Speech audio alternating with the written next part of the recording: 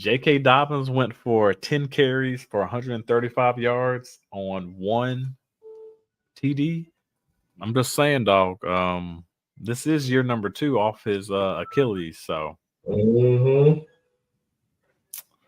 he might have gotten himself that starting spot. He might, five for a touchdown. Go ahead. Yeah. But no, it's just like next game. I don't know if you had anything about the Raiders or anything like that you want to say. No, I mean, the Raiders are the Raiders. You know, I got Gardner Minshew back there. Devontae had 5 catches. Brock Bowers, he had 6 for 658. So shout out to Brock Bowers for that. Yep. Alexander Madison had a real good. He's not a real good game. I'm sorry, I took that back. He had 4 good. He had the touchdown was off the catch. The highlight for them was Brock Bowers getting 6 catches on 8 targets. I can't say about anybody else over there. Hey, these next couple games, they're actually pretty good, man. Like the Cowboys versus the Browns. Like this game was good at first. Like welcome back, Ezekiel Elliott, 10 carries, 40 yards for 1 touchdown. Okay. Then you also had Rico Dowdle, 8 carries for 26 yards. Like we already know Zeke was gonna get like most of the carries, but I didn't never think that they was going to be like a 15 to 20 type of carries type of guy. But anyways, man, Brandon Cooks did his thing, ended up getting that touchdown, 4 receptions for 40 yards and then a touchdown. CeeDee Lamb still led the way for 5 receptions for 61 yards. Dallas looked good. Like it looked like they're on a mission again. Hopefully they can continue doing this. Deshaun. And then that defense on Dallas, man. Whew. Defense really stepped up real big. Defense, yeah. The only thing I do know is like I want to see how they gonna pay Parsons. I want to see. I know they're gonna make a way, but it's gonna be interesting how they move the money around. Dak didn't have a good statistical game, but like I said, their defense did most of the stuff for them. They didn't have to do anything. Deshaun Watson, what WTF, bro? What a fall from grace. I don't know. What is crazy? The 2 injuries was Ferguson and David Njoku, both tight ends in this game. So I don't like that. Preferred, but Deshaun Watson, bro, $230 million guaranteed. That's why the Cleveland Browns are who they are. Yeah, might be the Carolina Panthers next, man. But the next couple games that we're going to end up talking about are the Commanders and the Buccaneers. Like this was a real good game also as well. Like the Buccaneers look like they didn't even miss Dave Canellis at all whatsoever. Baker started off from like where he came from. 24 for 30 for 284 yards on 4 tutties. Looked like Bucky Urban ended up taking the role. Then Mr. Chris Godwin. And so the people that end up drafting Mike Evans and Chris Godwin, hey, it looks like y'all going to still be there. Like, ain't nothing going to change. Mike Evans went for 5 receptions for 61 yards on 2 touchdowns. And then Mr. Chris Godwin went for 8 receptions on 83 yards and then 1 touchdown.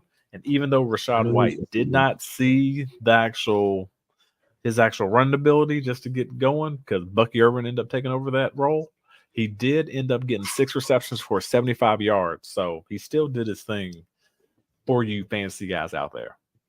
And let's go over to the rookie, man. The rookie, he looked like a rookie. He looked decent. 17 for out of 24 attempts for 184 yards. Rushed for 16 carries, which I don't think real good. I don't think they're gonna need to do this, but we will see.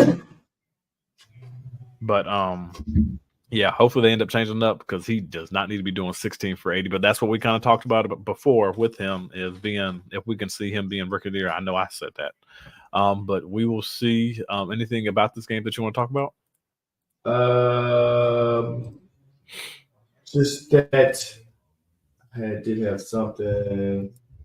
Yeah, the receivers can't separate. Long story, can't separate from him. He needs to be a throw. He needs to throw a little bit more and don't run as much. That's for sure. Get down, slide. Stop rolling down, bro. Slide. Learn how to slide. Learn how to slide, JD. And in the final game of the evening, and we're not including the one that's going on right now, but Matthew Stafford versus Jared Goff. Like, the Rams came to town, and this was a good game all the way around. Like, Matthew Stafford looked just like Matthew Stafford but I know we recently talked about Puka going down up in the first half, and then his number one target ended up stepping up. So all you Cooper Kupp lovers out there, he is back for getting those 21 targets a game now. 21 targets. And then I look like I should have just stuck with Cooper Kupp and just should have been cheap and forget Scary Terry up in the auction. Yeah. But was he in this auction? Who would have been him in the top dollar league? Cooper Kupp. No, he wouldn't have been the auction. No, because I remember I traded him for a third because his contract was like crazy 30. It was like 30-something thousand this year, and then like 30-something next year. It was something out there that I wasn't gonna be able to pay. Somebody had you cut him? Not trading him. I traded him for a third. That's right. And we talked shit about it too, didn't we? Yep. But yeah, man. Right. The Lions look like the run game. David Montgomery, similar to like what you said earlier. We already knew what was going to happen. We knew Jahmyr Gibbs did have a slight hamstring injury. So for everybody out there, I don't know why you expected for him to get like a bulk of a carry similar to what's going on right now in San Francisco right now currently. But they're going to slowly progress him throughout the season. Like, they're not about to stick him out there and just injure him right away. Then he'll be gone for 17, 18 games. But Dave Montgomery looked good, just filling that nice Jamal Williams role like what he did last year. So everybody that does have him, congratulations. Jameson Williams went for 5 receptions for 121 yards on 1 touchdown. Maybe he is coming to life now. I don't know, but we will see. I don't know. Who? I can't. I'm trying to see who has Cooper Kupp and the. That's Justice for You or something like that. Hell, he kicked my ass. Justice League. Yep. That was him that kicked my ass. I lost. That was him. Yep. He kicked my ass. He had 35 points. Mm-hmm. Yep, sure did.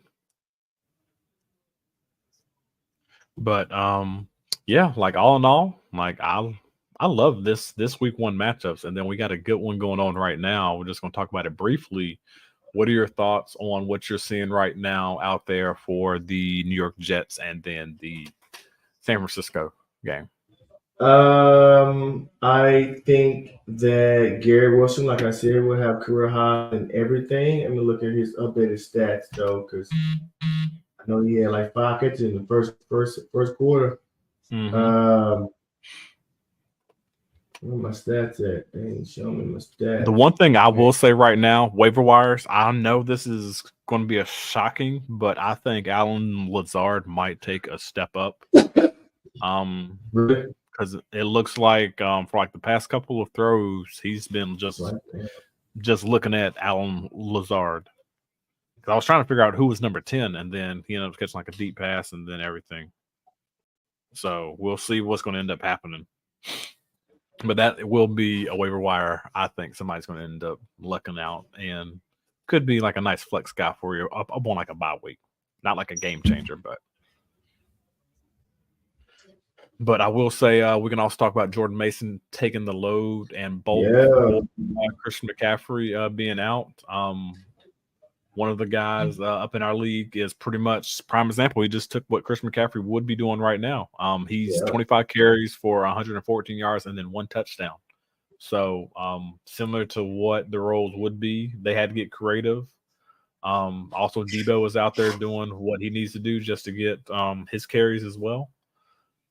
But yeah, like I don't see anything different. They're using Jordan Mason in a way that they needed to just to be able to win this game, and they're just giving it to the Jets. It started looking dicey early, but the 49ers is doing what they're supposed to do. They're at home. Brandon, you look a little tired out there, buddy. Maybe you shouldn't be causing drama all offseason. Get your behind in there practicing.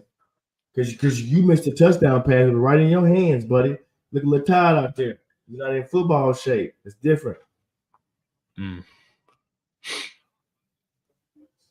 man. I don't know, man. You got anything else? Anything else you want to say? Week 1 in the books. Wrap it in up. The books. On Thursday, we got Buffalo and Miami. Yep. And then next Monday, we have my Fly Eagles fly versus Atlanta Falcons. The Dirty Birds against the Eagles. Yeah, I think that's going to be another good game right there, too. Agreed. But I don't have any last words. The only thing I got to do is thank everybody for listening to this podcast and then the recap of the week 1. We got some good matchups coming up. People out there that are in fantasy, do not panic whatsoever. Stay the course. Keep going. It is only 1 week away. Just keep going forward. That's all you can do. Keep doing. Yep. Last words, Mr. K. Camp. Thank y'all for coming out. We know you could have been anywhere in the world, but you were here with us, listening to us, watching us, and we appreciate that. Spread love, not hate. Spread love, not hate. Thanks for checking out another episode of Cerberus Gridiron Podcast, powered by Cerberus Fantasy Sports. Make sure you stay tuned for the next episode.